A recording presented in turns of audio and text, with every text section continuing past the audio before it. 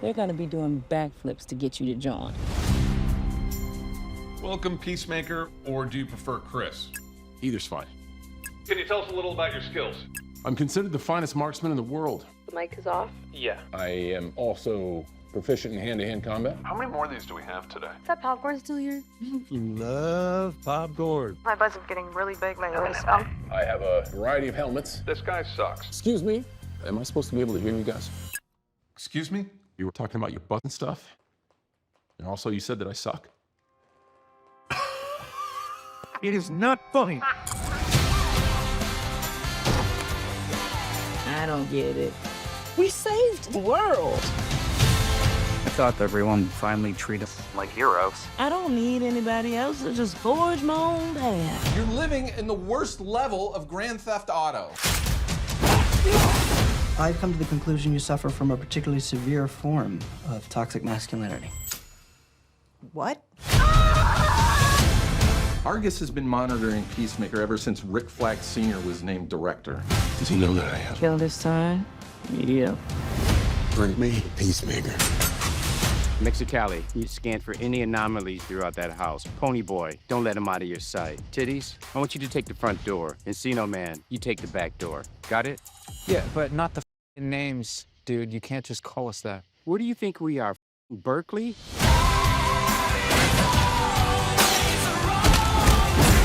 We haven't always been great people. But We are the 11th Street Kids. No one will ever break us apart.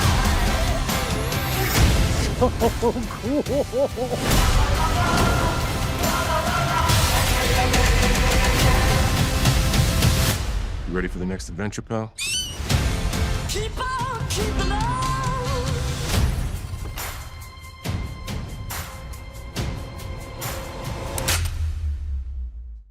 Welcome back, everyone. It's Charlie. James Gunn dropped a Peacemaker Season 2 trailer, and there's a whole bunch of Superman, DC in general related stuff going on here. Like, we have the full-on Justice Gang, which was what they're calling the team, the Justice League team that we see Nathan Fillion's Guy Gardner and Isabella Merced's Hawkgirl on during the events of the Superman trailer. It's not the actual Justice League. They're calling themselves the Justice Gang, but it's more of an Easter egg for the Justice League International because Sean Gunn's Maxwell Lord is also in this teaser trailer. He's going to debut in the Superman movie. Of course, I'll be doing videos for all the episodes, so be sure to subscribe to get everything. It even kind of looks like James Gunn is going to make fun of himself with the whole DCU reboot and a bunch of multiverse stuff at the end of the trailer here. This is also probably how he explains the timeline from Season 1 to Season 2, because Season 1 took place in the Zack Snyder era DCEU with that version of the Justice League, like Henry Cavill Superman, Ben Affleck Batman, but now we're in the DCU with David Corenswet's Superman. Who the f are you? Notice him stepping through the door inside his father's pocket universe, and it seems like he's stepping into another house that universe's version of Peacemaker owns. One of my early theories for the series is that they could make him the psycho pirate of this whole DCU reboot, where he's like the one character who realizes that the universe is different, and like the main Justice League looks completely different. Like, why does Superman look different? Why does Batman look different? And nobody else thinks that it's weird. And because he's crazy and always spouts off about conspiracy theories, they just have him do that in the episodes. Early theory, I think the real big joke here is that Peacemaker from the DCEU sees this other DCU Peacemaker, and that's who it is. He kills him because, look, he's inside his pocket universe dimension here, wearing the other Peacemaker's uniform, but there's blood all over it. So maybe that other universe is the DCU, and he just takes his team to this other universe. Like, they just move to the DCU, and that's their funny joke during episode 1. Like, brief joke, and then they never address it again to set up this whole new DCU continuity. Also a way for James Gunn to tell more DCEU jokes, but I don't think he's clowning on Zack Snyder or anything like that. Like, they're actually friends behind the scenes. Like, they posted this picture together. Like, they are bros. But it is a funny way to explain the reboot. Like, oh, they just literally packed it up and moved to another universe. So this does confirm that Nathan Fillion's Guy Gardner, Green Lantern, will not die during the events of the Superman movie, but I think we all assumed that, and they said that he would show up during the Green Lantern HBO series that's going to be releasing next year too, so we already kind of knew he was going to survive. What they're basically explaining is that Maxwell Lord uses his company to fund the team. That's why it has his company symbol, like his Lord Tech symbol on it. But the JG symbols stands for Justice Gang, not JL for Justice League. I am sure there'll be a bunch of jokes about this during the Superman movie. And one of the other firsts that we actually get during this trailer is this is the first time we've actually gotten dialogue from Nathan Fillion's Guy Gardner, Green Lantern. We don't actually hear him talk during any of the Superman trailers so far, but we might actually get some in the next big Superman trailer, which James Gunn said is like right around the corner. Bring me Peacemaker. There's a lot of other familiar stuff going on here too, also showing up during the Superman movie, like Frank Grillo's Rick Flag Sr. coming back from Creature Commandos into the Superman movie next, and then to this, coming after Peacemaker, it sounds like, also probably there for larger reasons too, like larger problems he's trying to deal with inside Argus. But the way James Gunn explained it, he has a vendetta against Peacemaker for killing his son because the events of his Suicide Squad movie are still canon to this. He said the only thing that isn't carrying over is that Justice League scene from the end of Peacemaker Season 1 for obvious reasons, because that is meant to be the Zack Snyder version of Justice League with like Henry Cavill's Superman, Ben Affleck's Batman, Wonder Woman, his Flash, Aquaman, because we even just saw Jason Momoa as a version of Lobo inside the Supergirl movie behind the scenes too. So I'm sure as characters come back in different ways, there'll be lots of questions about what's canon, what's not canon. We'll just address that episode to episode and trailer to trailer as we go along. It's not quite as complicated as it sounds, so I wouldn't worry about that too much. Just starting at the beginning of the trailer footage, at some point after the beginning of Peacemaker Season 1, they don't explain exactly where in the timeline it falls, only that it's after the events of the Superman movie. Peacemaker seems like he's trading on their big win from Season 1, taking down the aliens, trying to make it on to a bigger superhero team, and it is the Justice Gang that we're going to see during the events of the Superman movie with Nathan Fillion's Guy Gardner, Green Lantern, Hawkgirl, Mr. Terrific, led by James Gunn's brother, Sean Gunn, playing Maxwell Lord.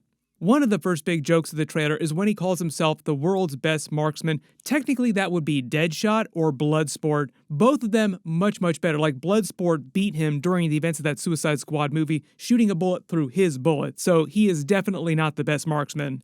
One of the other big firsts that we get during this scene is the first lines of dialogue from Isabella Merced's Hawkgirl, and obviously Sean Gunn's Maxwell Lord. Not sure how much of the series they're in, if it's just going to be this one scene where he tries out and fails to make it onto their team and they just spend an entire time clowning on him. But it does confirm that their team will still be a team after the events of the Superman movie. She jokes about her butt getting really big and that's why she's eating popcorn because it's lower calorie. We get a much better shot of Guy Gardner's Green Lantern ring too. Vigilante back working at the same restaurant he was working at during the events of Season 1. John Economos and Amelia Harcourt back, they showed up a couple times during DCEU stuff, like during the Black Adam stuff during Shazam post-credit scene where he gets recruited for the Justice Society. You're living in the worst level of Grand Theft Auto. James Gunn was kind of funny about that scene. He said that he had no idea why those characters were there, like he wasn't responsible for putting them in that scene or even writing that scene, why those characters specifically would be recruiting Shazam for the Justice Society. Why wouldn't the Justice Society be recruiting for their own team? Economos makes a Grand Theft Auto reference. We literally just got the Grand Theft Auto 6 trailer. That feels very timely, like maybe they had that in mind. Adebayo seems like she's living on the down and outs. Things aren't going so well for her because remember, she outed her mother, Amanda Waller, in what she was doing with Argus, basically leading people to their deaths, killing all kinds of people indiscriminately. Previously, she was working for her mother at Argus, like she was a plant on the team for her mother. So obviously now she's living on her own with no money, it seems like. Seems like somebody in this bar comes on to Harcourt and she just lays them out. They kind of got into this during Season 1 where like people would come on to her and she would basically just lay them out. There's a joke about a lawyer or a counselor of some kind telling her that she suffers from toxic masculinity. I am sure there'll be all kinds of manosphere jokes going on in the background too. Peacemaker is like a very conspiracy-oriented, manosphere-adjacent kind of character. Like, he just works with those kinds of jokes. Then there's a bunch of new Argus characters, and Economos explains that Argus has been monitoring Peacemaker ever since the events of Season 1 because of what happened with Rick Flag Sr.'s son, and he's taken over Argus from Amanda Waller. So he's basically using all those resources just to monitor him, and it seems like he's going to come after him at some point during the season, like you see him directly come after him. Gonna get some good old-fashioned revenge for killing his son. This is how they invoke the events of the Suicide Squad movie and canonize a lot of that stuff. I'm not sure who Tim Meadows is playing, but everybody recognizes him. He was just on The Mandalorian Season 3. Most people remember him from Saturday Night Live, but he's done a ton of movies and a ton of TV shows. Got a whole bunch of funny nicknames for all the different team members. He references the 11th Street Kids again. That's a reference to the song that they used during Season 1 to sort of rally the team together after one of their first big victories. Seems like they all have a party together. Then we get Eagly back. Obviously, Eagly, one of the biggest characters to the series. Then it seems like Michael Rooker is actually playing Apache Chief on the series, just the way this is presented here, because it was a teaser for Apache Chief earlier this season, but he didn't reveal which actor was playing the character. Now we can say it's Michael Rooker. You also remember him as Savant in James Gunn's Suicide Squad movie. They killed him off in hilarious fashion. Joining Jason Momoa is a character who started as one person in the DCEU and is playing a totally different character inside the DCU. Hey everybody, I'm here with this douchebag, Michael Rooker. But there's a bunch of stuff going on during this. Obviously lots of questions, more questions than answers really, just because of all the multiverse twists at the end of the trailer and all the connections with the Superman movie and those characters.